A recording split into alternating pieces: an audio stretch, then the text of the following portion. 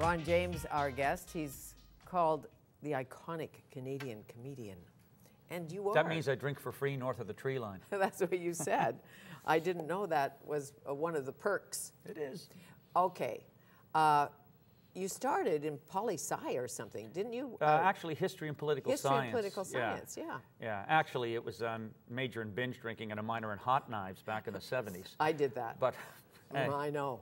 You got to do it once. And you throw up a lot. Yeah, but I got out of, I managed to graduate, and I got into Second City, as I'd said earlier. And but I mean, that's what university's about, isn't it? It's about expanding your awareness, and hopefully, I was fortunate. I mean, I discovered what I wanted to do. I took an English course, and as well as a poli-sci and the history, and one of the English courses was acting, and we did Our Town, and I was hooked. I loved it. Were you funny as a kid?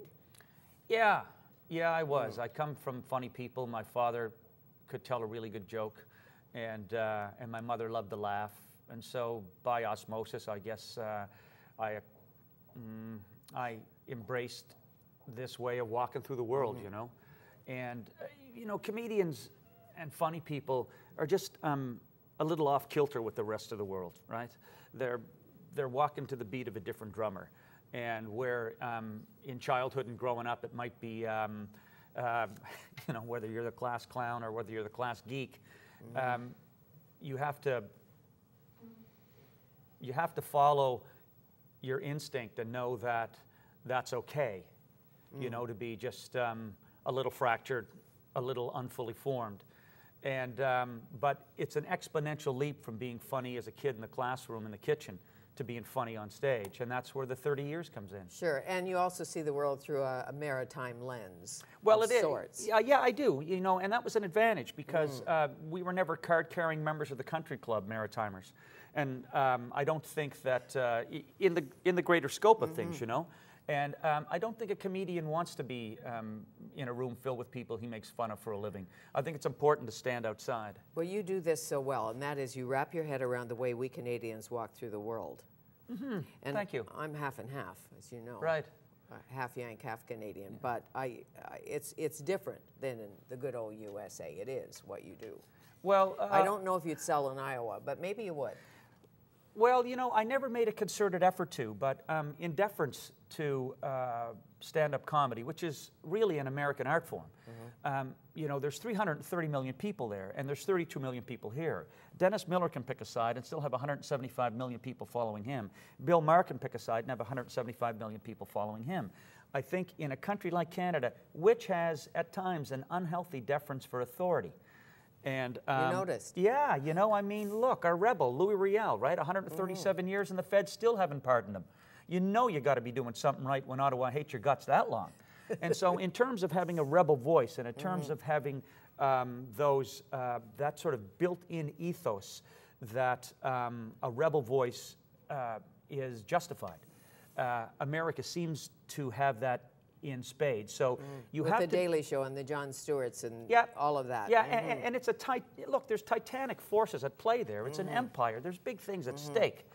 And I think that you have to negotiate your path in Canada if you want to fill the rooms with an ear and an eye to both sides of the coin. Do you still get the same feeling backstage that you got 30 years Absolutely. ago? That feeling when the audience is coming in, you're behind the velvet curtain. Are they velvet? Sometimes. Sometimes. And do you get what does it feel like? Electric, and it's those moments, those holy moments, when it's just you and the curtain and your final song, right? And the audience is moving in and they're anticipating the night.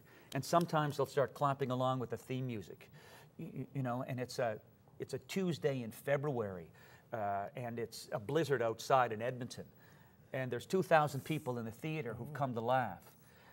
I mean, that's ultimately what your job is to make people laugh. And so whether there's 2,000 people laughing in Edmonton in a snowstorm or 2,000 people laughing in Los Angeles when it's warm, the function of the comedian is to still make people laugh, and that's the virtue. Well, easier to laugh with the wind chill factor. Well, you want a cocoon with a wind chill factor. I think. Yeah. Now, that granny of yours, the one who wore the fur hat to church. God bless her. Nanny James. Yeah. Used to take us to the Round Church in Halifax, built in 1804. Always be old-timers hanging around out front. You're heading to the Round Church, Ronnie. The devil can't corner you, you crazy bugger. Right? They had purple heads with a crew cut and pot bellies. They hadn't seen their private since they were in the baby carriage. And my grandmother always wore that fur hat that still had the fox head on it. So no matter where she was looking in church, that fox was always keeping an eye on me. It was just My great days. granny had one on her collar. Oh. The fox. Oh. Yeah, but it still had those beady Oh, you eyes. bet. Looked like they were forged in the bouges of hell, right? Those weird little amber things. We don't do that anymore. No. Well, some do. I'm sure they'll come back. I Now think it's that's the green best thing I fox got. or Oh, yes. something. I think that's the best thing I got from church were some of the characters that were in the, in the pews in front of us. Like this old guy. There was an old guy in front of us. He had 5 rolls of fat in the back of his neck. He looked like a Shar-Pei puppy. So, which, when you're a bored 12-year-old kid in church with a pocket full of collection change, the opportunities are pretty limitless. Eh? Of course, the fox is looking at me. Get that money out of there, you little bugger. Yeah, exactly. Exactly. But church is a good spot. You're right. Yeah, it was classic. Good days. Religious man in any way? Oh, I believe in a higher power, but I wouldn't say I'm a church-going man. No, no. There's, I mean, standing small beneath that cathedral of green on the west coast, or in some old-growth forest. I think I got a bit of a pagan's heart, and that's sort of when you hear the primal hum of the big wide open. I've been moved at times crossing the prairies. When there's sunbeams breaking through Bible picture clouds that if Jesus surfed, he'd be riding one. So that kind of inspiration comes to me from nature. And that's interesting and because you're okay with black flies and big bugs and the north, which is interesting because not all city people are.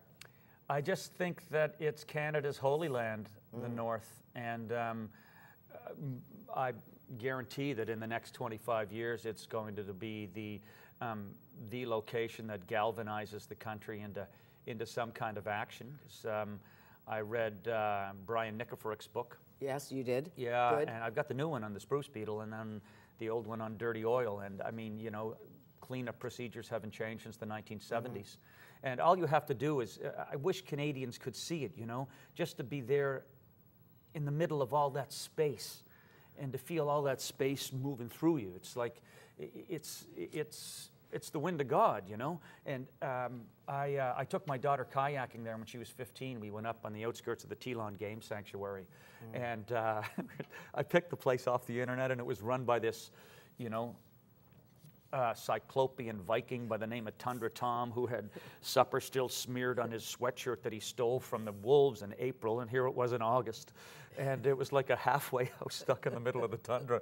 But it was amazing, and we were way out there. But my daughter at one point, about 4 days into the trip, we had a guide, and with all due respect to this region, he was a bit of a West Coast earth cookie, Right. And I know the kind. Sure, right. Oh, you bet. He could start a fire with some, magic dust he stole from the little people. He left us at night once, actually, for about an hour and a half when it was dark.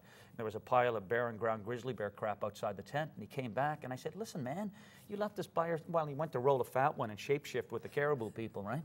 So my kid and I are sitting there, all we got is a flashlight, and there's a pile of grizzly bear crap. And I said, "You left us here alone with grizzly bear crap outside the tent."